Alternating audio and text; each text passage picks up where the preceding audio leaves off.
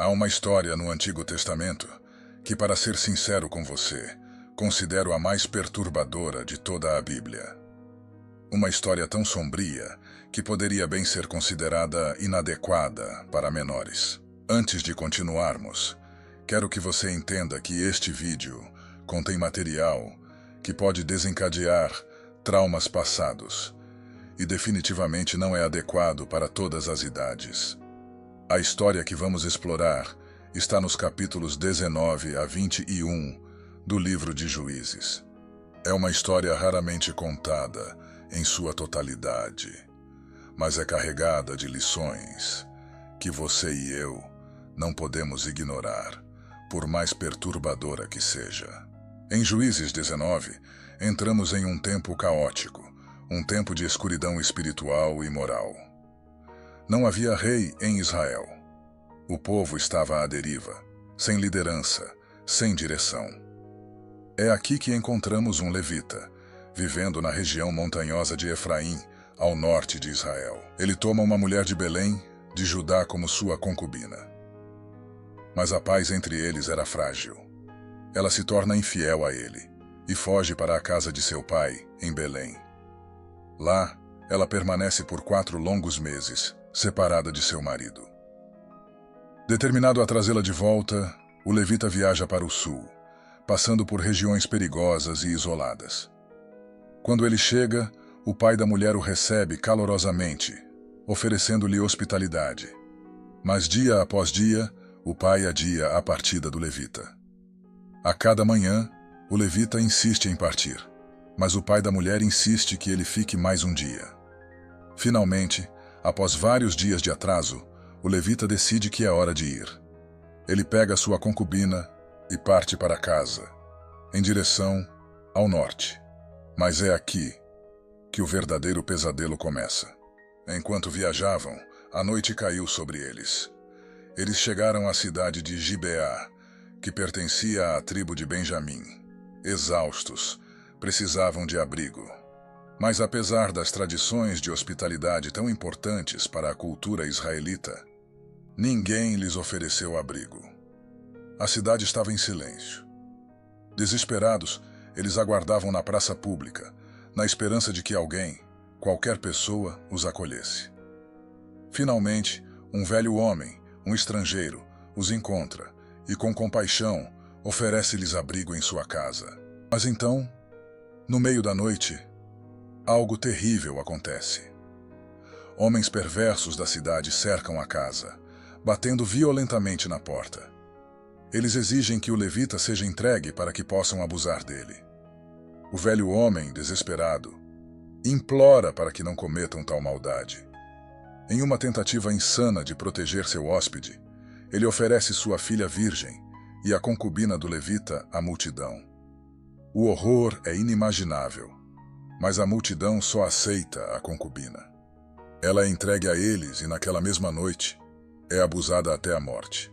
Ao amanhecer, o levita abre a porta e encontra sua concubina caída ali, sua mão repousando na porta, em um gesto final de desespero. "Levante-se", ele diz. Mas não há resposta. Ela havia morrido. Em um ato de desespero, o levita pega o corpo da mulher, coloca-a em seu jumento e a leva de volta para sua casa. Mas o que ele faz em seguida é ainda mais perturbador. Ele pega uma faca e corta o corpo dela em 12 pedaços, enviando cada parte para as 12 tribos de Israel. Quando as tribos de Israel recebem os pedaços do corpo da concubina, elas ficam horrorizadas. Determinadas a punir o mal cometido pela tribo de Benjamim, as outras tribos se reúnem para declarar guerra. E assim começa uma guerra civil brutal. Irmão contra irmão, tribo contra tribo. Temendo a extinção da tribo de Benjamim, as outras tribos elaboram um plano sombrio. Eles massacram os homens de Jabes-Gileade e tomam suas filhas virgens para dar aos sobreviventes benjamitas. E para os 200 homens restantes, permitem que sequestrem mulheres de um festival, forçando-as a se casar. Uma cadeia trágica de eventos causada pelo pecado, escalando uma má decisão para outra, espalhando sofrimento como fogo incontrolável.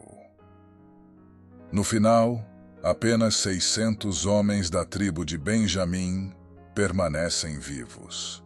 Temendo a extinção da tribo de Benjamim, as outras tribos elaboram um plano sombrio.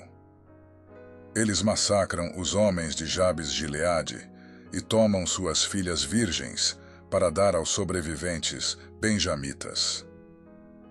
E para os 200 homens restantes, permitem que sequestrem mulheres de um festival, forçando-as a se casar.